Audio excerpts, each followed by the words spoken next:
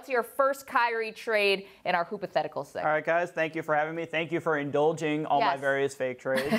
The first one, we'll get right into it. Everyone has speculated about this. It was reported that this trade was discussed in some form before the draft. It would be sending Kyrie Irving to the Suns to pair him with Devin Booker in the backcourt, and in return, the Cavs would get Eric Bledsoe and Josh Jackson, the number 4 pick from this year. What do you guys think? My first gut reaction is this isn't enough. I don't know if this is going to be enough. I think that the Cavs are going to be looking for more return on Kyrie. That's my initial reaction. I kind of agree. I think they could be using more depth to come in on this trade. But as far as the base, the foundation of the trade, I like it because Bledsoe can take that spot as long as he can stay healthy. He's a heck of an athlete. And then we know Jackson was just picked near the top of the draft. What the Cavs really need to do is slow down the Warriors. Bledsoe's an excellent defender. Josh Jackson should be an excellent defender right away, even if his offensive game is a little bit raw. I think that they can both help right now. I think Josh Jackson, though, it would be good for him to play, I think, with LeBron and on a contender because there were a couple red flags and character concerns with him at Kansas, and that's, an adjustment he's going to have to make to life in the NBA. What is trade number 2? So one of the 4 teams that Kyrie put on his preferred destinations was the Heat, so let's try and get him to Miami. So this trade sends Kyrie to Miami in exchange for Goran Dragic, Justice Winslow, and either Josh Richardson or Bam Adebayo. Very similar to the last trade. I mean, it addresses the needs the Cavs have. The Cavs really need some depth on the wing, and this would bring Winslow in who can defend on those spots. And they're going to need a Kyrie replacement, and Goran Dragic is at least an above-average starting point guard in the NBA. Yeah, Bam Adebayo, obviously, same concern that I just said with Josh Jackson, the young guy, I don't know, too young maybe for LeBron James.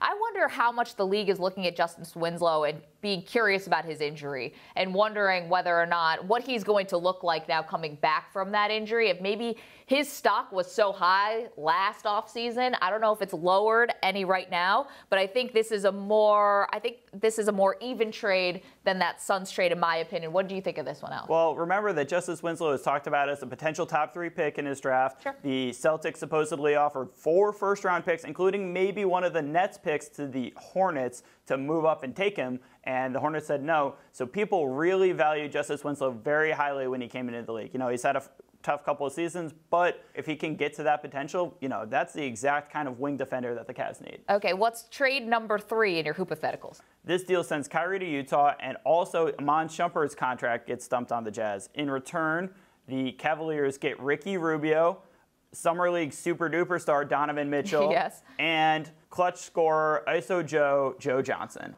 I don't know if I agree before that you said basically that the Cavs are only looking for defenders and they can put LeBron around shooters. I think they want scoring out of that point guard position. That's why they love Kyrie, I think, and Ricky Rubio is a self-check. This is probably my least favorite of the trades. Joe Johnson probably went from overrated to underrated at some point in his career, but he's still old at this point. And Ricky Rubio, he has a lot of flaws like a Derrick Rose. He's a little bit better at this point in his career, a better defender, but he can't shoot from the outside. And you've mentioned before, surrounding LeBron with shooting is the ultimate blueprint. So I don't think this trade answers their wing needs as much, and I don't think it answers the shooting needs. Why was this your favorite? You put Rubio and LeBron on the floor at the same time, and that's 2 of the 5 or 6 best passers in the NBA. Sure. That opens up some lanes, some little nooks and crannies that, shooting normally opens up. So is it the perfect fit? Maybe not, but I would just really want to see what would happen with those 2 savant passers together.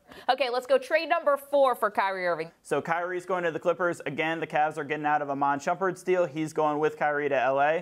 In return, the Cavaliers get Pat Beverly and DeAndre Jordan. Not terrible. I don't know if I do this if I'm the Cavs, though. That's what I'm worried about. DeAndre Jordan, I'm not high on because you can't have him on the floor at the end of games because he's such a bad free throw shooter. I love Pat Beverly because you love the defense. But I don't know if the Cavs will think this is enough. Pat Beverly would fit in very well. My problem isn't DeAndre Jordan the player. It's DeAndre Jordan the fit, because he and Tristan Thompson are very redundant. I don't know how you can't play them together, that's for sure. So I think if this were to happen, you'd have to figure out a way to flip Thompson for some more of the depth at the 2-3 positions. Why do you like this one, Alex? Well, like we've been talking about, Beverly provides that perimeter defense. He fits in perfectly next to LeBron. He does not need the ball in his hands. He's a good spot-up shooter off the ball, so he does all those things well. Jordan is, come on, he's an all-NBA center. Everyone kind of overlooks him. He was an all-NBA first-team center 2 years ago. Starting center on Team USA. I know. Exactly. Okay. So are you really bumping an all-NBA level center for Tristan Thompson? Is that what the Cavs are deciding at this point? I mean, don't they still owe Thompson a ton of money? I don't know. I think that's going to be a hard contract to move. All right, your fifth trade, your hypothetical. This is a three-teamer. Kyrie is going to the Spurs along with some salary cap filler from the Cavs. In exchange, the Cavs are getting Eric Bledsoe again and Danny Green, and the Suns are coming away from this with LaMarcus Aldridge. I think Greg Popovich would love this. I think that the Spurs would be all over this. Again, I'm just wondering if this is enough to get back for the Cavs. And maybe this is a pipe dream, but I think that they want to not only get people who can play now and can fit a need, but I think they want future things too to guard against LeBron James leaving them next year. That's what I would be looking at. And if I'm moving Kyrie, I'm also moving Kevin Love. It's time to shift LeBron James up to the power forward spot. I like the base pieces. I just would want a little bit more.